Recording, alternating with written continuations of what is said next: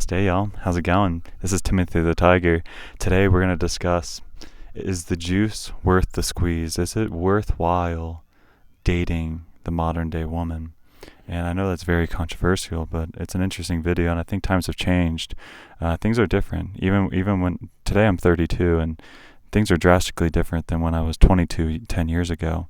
And there's two main things I wanted to discuss today that I've noticed that have changed things. The first one is social media, and the second one being the dating apps. And I would say when I was 22, that's right around when Tinder and Instagram were becoming popular.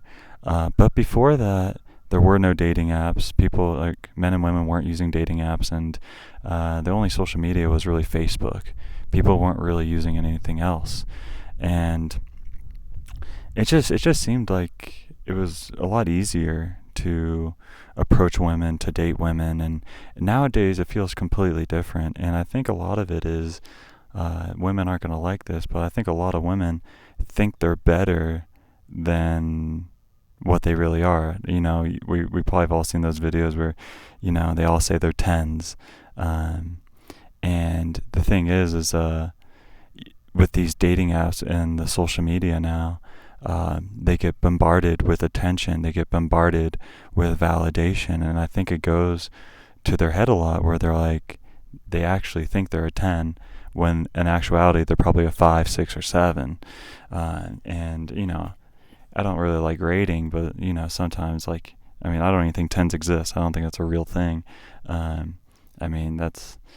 just say that's the Proverbs 31 woman. That's the godly woman, the crown jewel. That's truly rare. But majority of women are definitely not 10s. And I wouldn't say men are either.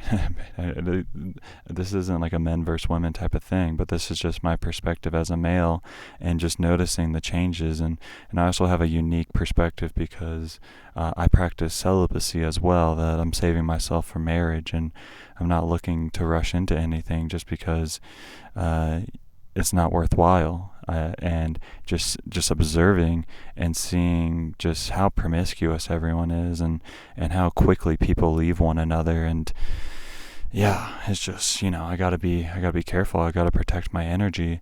And so getting back to the point I'm making is that say I do come across a beautiful woman, I do strike up a conversation with her. She doesn't necessarily value my attention nearly as much, because she can just pick up her phone, she can open up Instagram, any of the dating apps, and she probably has hundreds of messages, and she's got so many men to choose from, so much.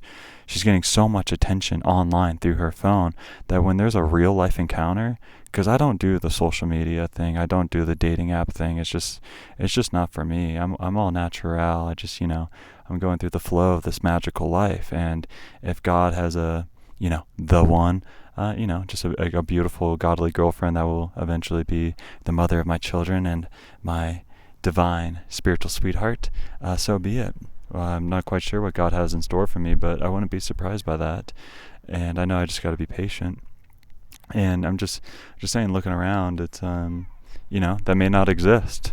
But I have faith. I have faith that there truly are women that are devoted to God and are striving towards being that Proverbs 31 type of woman. It's just like that scripture says, she's more rare than rubies.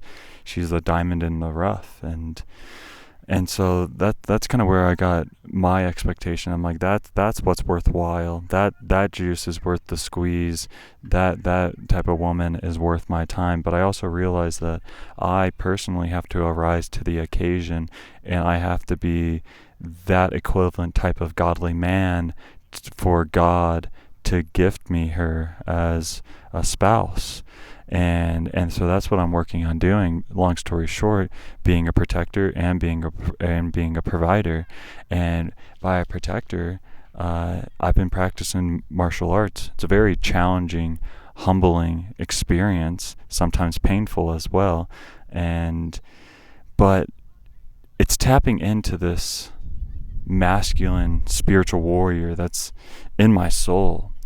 And I resonate with reincarnation, and I wouldn't be surprised that I fought in many wars in modern times and also ancient times, maybe going all the way back to Bhagavan Krishna on the battlefield of Kurukshetra with Arjuna. Honestly, would not surprise me if I was in that battle, and many other ones that have led up to modern times. Definitely have a strong resonance with World War I, World War II, Vietnam War. Would not surprise me that I was in all those as well. And so yeah, I got this warrior spirit in me, and the martial arts is helping bring that out, because I also have the feminine lover as well, where, I don't want to hurt others. I want to be compassionate, and hopefully that wind is not going into the microphone. I know how annoying that can be. And so the reason why I'm making this video, y'all, is, because I have a unique perspective on this, is that I practice the celibacy, I practice the semen retention. I've dodged a lot of bullets. I've actually had beautiful women, and I've had a connection with them, and I've had the opportunity to sleep with them, several of them over the past several years. They're truly gorgeous women. But I was like, you know what? Let's be patient. Let's wait, because I'm not going to jump into anything. Usually it's the other way around.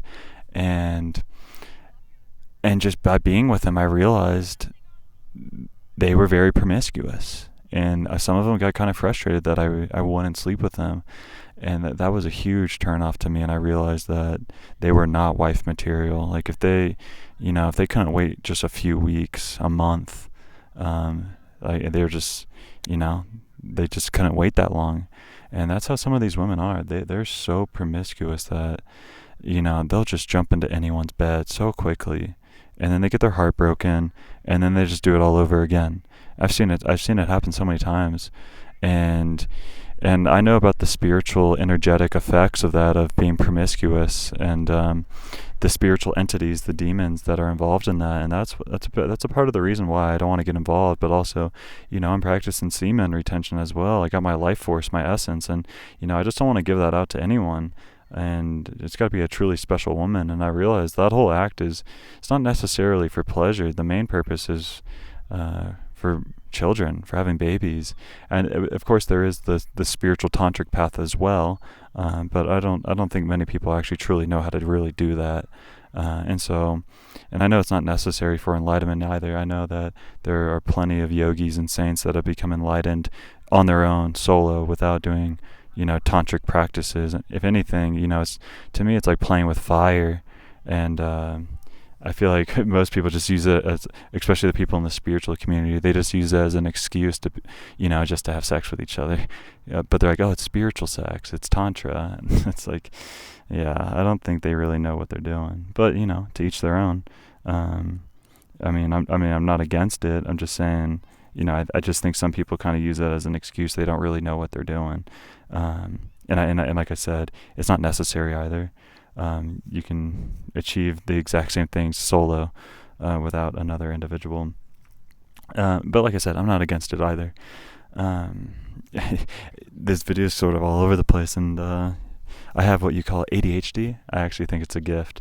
And I'm just, I make these videos just to speak my mind and speak freely, and also to make these videos for other men, and just be like, like, the quality, it seems like overall the majority of women, and I would say men too, this isn't like a men versus women type of thing. I'm not like being, misogynistic and a woman hater. I'm just being a realist, being realistic. And unfortunately the quality has gone down, where not only are they not as appreciative, just because, like I said, they can just open up their phone and be bombarded with attention through social media and through the dating apps, that they realize that, almost got infinite options, and they can really choose from anyone, and not very appreciative of the man that they see in front of them. Whereas in times before that, without the social media, without the dating apps, it wasn't like that. And I think it also leads to narcissism as well. Just like an inflated, what do you call it? Just, they think like a superiority, like they're thinking that they're better than they really are. and a lot of them don't really bring anything to the table other than just their good looks. And I mean, so in some of them, it's not even that. So, anyways, I don't want to go too deep into it, but I'm just acknowledging that things have changed, and it just seems that the higher quality women are just more rare nowadays. The ones that aren't seeking validation, they aren't seeking attention through social media. They're not on all the dating apps and going on endless dates and being promiscuous. That's, long story short, is what I'm getting at in this video, is that type of woman is so rare that like she doesn't want all the validation and attention from the infinite men on the internet. She's just doing her own thing. I'm not even sure if that even exists today in 2025. And so what I'm just saying is, like, be patient. There's no rush, and especially us men, we have no biological clock, whereas the women have the biological clock. I'm referring to the eggs and being able to have children, whereas men, I mean, we can have children when we're in our 70s. There's no real rush for us, and the main focus for us men is to, like I said, focus on being a provider and a protector, because that's truly what I imagine like a godly woman would really admire in a man. And what, as a man, as a godly man, what I admire in a woman is her purity. And unfortunately, that's a very rare attribute nowadays. And again, probably the number one reason I would say that the juice ain't worth the squeeze, and why the modern day woman is not worth dating, is because she's too promiscuous. And the more promiscuous a woman is, I mean, I would just say, people aren't going to like it, but I would just say the less pure she is. I mean, really, it's not really the point of today's video, but for a man to have a high body count versus a woman having a high body count are two different things. It's much easier for a woman to have sex than it is for a man. A man's got to be confident, he's got to have charisma, he's got to have game, he's got to have money, confidence, he's got to have power, all that thing. He's got to have a lot going for him, whereas the woman, she doesn't have to do anything. She doesn't even have to be that good looking, honestly. And so that's why there's a big difference. And so for the man, it's a lot more challenging, because he's got to provide, and then he's got to protect, and that takes time. It takes time to learn those skills. And there's a saying where you see the top of the mountain there, and the idea is that the women, they start up there, and the men, they start at the bottom of the valley. And the challenge in life is for the women to stay at the top of the valley, and that's essentially by keeping their purity. And the challenge for men starting at the bottom is to rise to the top of the valley through being, financially wealthy, but also being able to protect. Like, do you know how to do self-defense? Because there's plenty of wealthy men, but some of them are cowards. They don't know how to defend themselves or defend their sweetheart or their family. They don't have those skills. And so I think it's necessary for both as us men that if we're physically able to physically defend ourselves, our lover, our family, and provide for ourselves, our lover, and our family. And that's challenging, but you start at the bottom of the valley and you got to make your way up to the top of the mountain. Whereas the woman, she's got the beauty, she's got the looks, and if she can maintain her purity, she can have any man she wants, especially the godly men. Because a truly godly man, he's not going to go for a promiscuous woman. The juice isn't worth the squeeze. It's not worthwhile, because it's just, there's a lot of information of this on the internet, but it's kind of like, what is it, like, what's the saying of like is it leopards don't change their stripes? I don't even know if leopards have stripes, so I'll just say tigers don't change their stripes. And I'd be very wary if I had dated, like, if I was dating a promiscuous woman that had, like, a pretty big past of being with other men. I'd be very wary about that. And just knowing that her phone, she can, through social media and through the dating apps, talk to anyone, and it'd be hard for me to trust her, really. But the history matters, ladies, if you're listening. It's kind of like buying a car, where it's like, you gotta know what's the history of the car, and you gotta get the Carfax. And history repeats itself kind of thing. And so, yeah, y'all. Okay, hopefully you found this video inspirational. And I probably could have touched on more points here and gone deeper into it. But I feel like I got the general idea, a point across, that is essentially just, be patient, work on ourselves, and continue growing our relationship with God. And if it's God's will, God will, bring the right sweetheart into our life. Because, it doesn't really seem completely worthwhile to go chasing and putting all this time and energy into it when, the juice really isn't worth the squeeze. Some of the fruit is kind of rotten. We want that ripe fruit because, that's going to be good juice. And, yeah, okay. All right, namaste, y'all. Thank you for listening. Adios.